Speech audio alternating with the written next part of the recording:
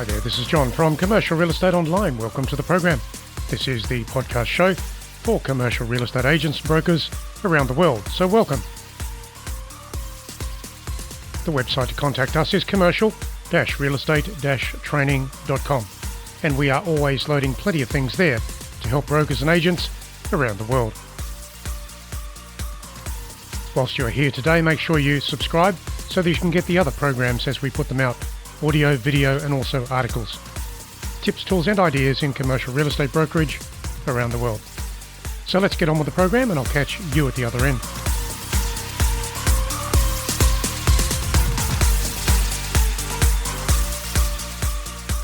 I'll spend some time now talking about listing and marketing, the two very big things that will give you more results over time.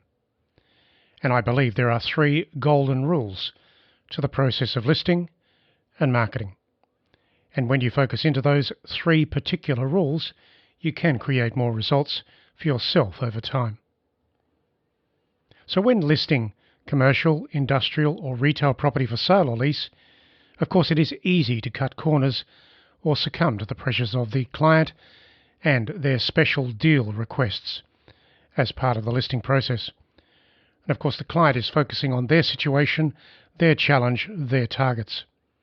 They don't really take into account the property, the market, the prevailing property market conditions.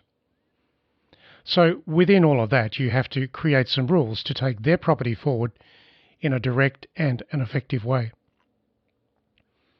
The reality is that the real estate agent, and that's you, of course, understands the property market far better than the client. You always will. On that basis, the agent, that's you, should be confident and decisive in the presentation and the listing process. Discounts and shortcuts should also not apply. If the client is looking for the easy way out or a cheap way out, then perhaps they're the client that you don't need. You do have to explain, however, the importance of doing the right things in the right order to take their listing forward to get a result in a timely way. Because ultimately, they want a good result and they want to come out of it in the timely end result at the best price or lease or rental that they require. So these are the three golden rules to listing and marketing, the process of that, and how these things can improve the opportunities of a successful sale or lease for you. That can, of course, help the client and also your brokerage over time.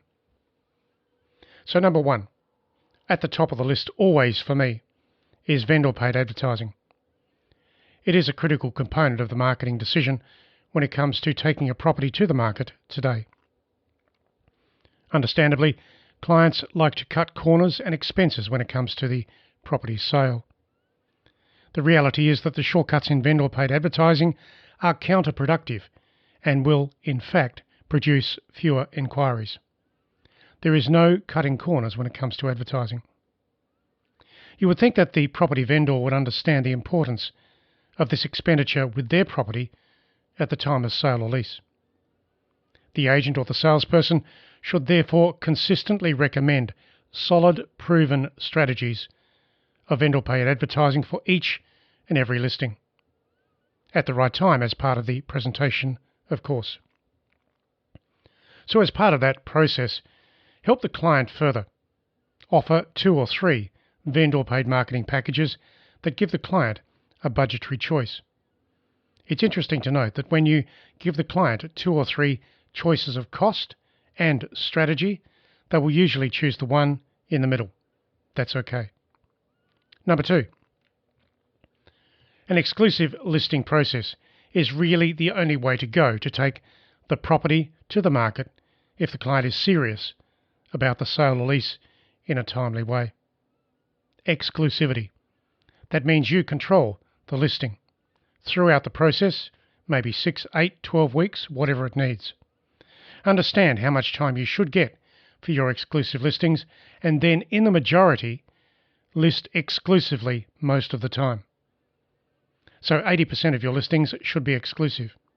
How many exclusive listings can you work at any particular point in time? No more than 20. It's just too hard.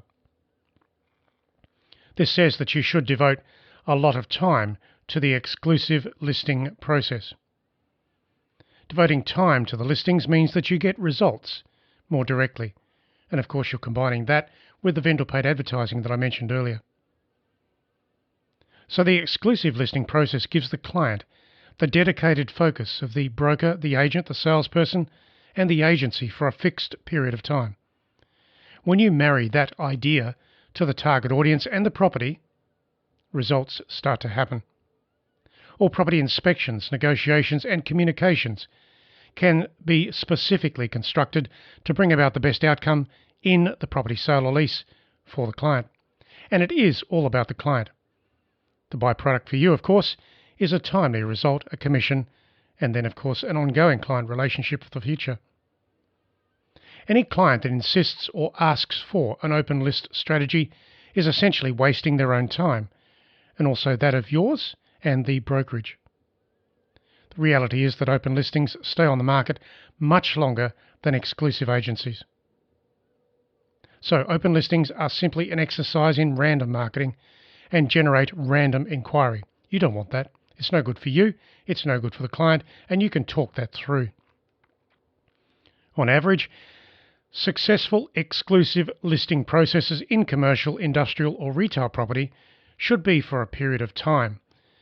Maybe 4 months, that's a good time frame to work to. After that time, the property will have saturated the local property market and the target audience.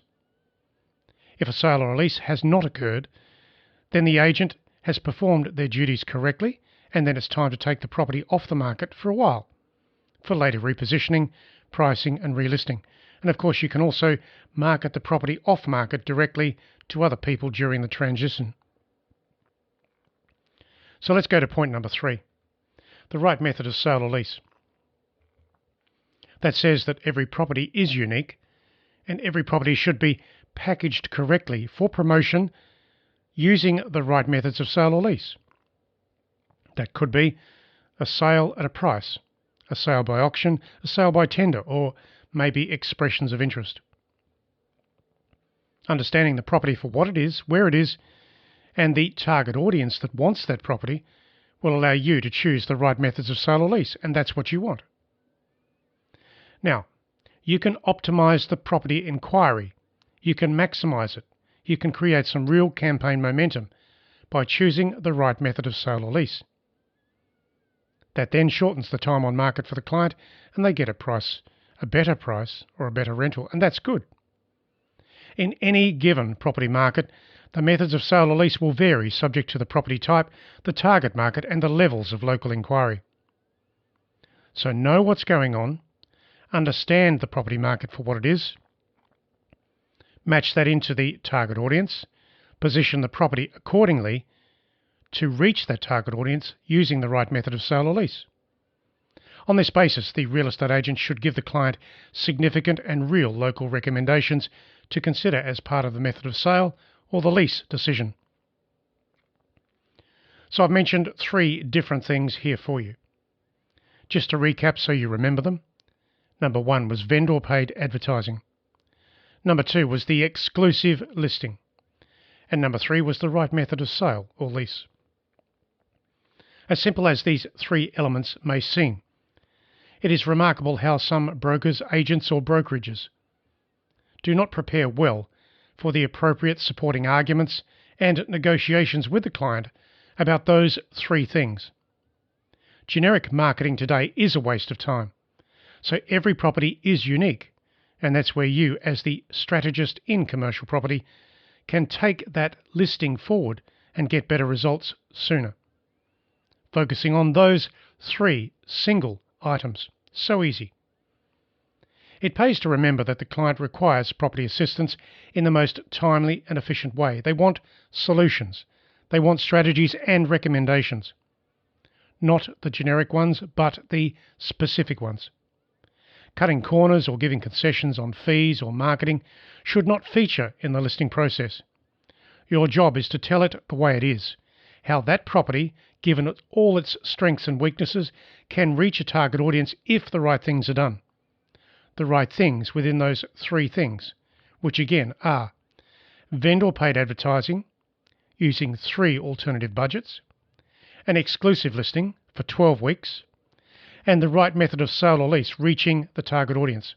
It's that simple. Don't cut corners, don't give concessions, give strategies, give a timeline. Show a timeline on a graphical process. It really works. So on the basis of these 3 points that I've mentioned here, they are consistently the 3 golden rules to address in listing and marketing of any commercial, industrial or retail property today. Use them, maximise them, and you will win more listings.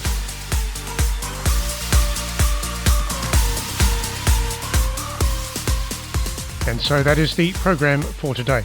Some ideas there that you can focus into to give yourself better routines and activities in brokerage in your location. It is an amazing industry with lots of opportunity.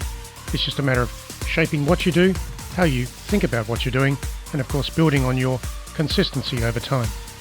So that is the program today, and of course I'll see you at the website, which is commercial-realestate-training.com. Catch you soon.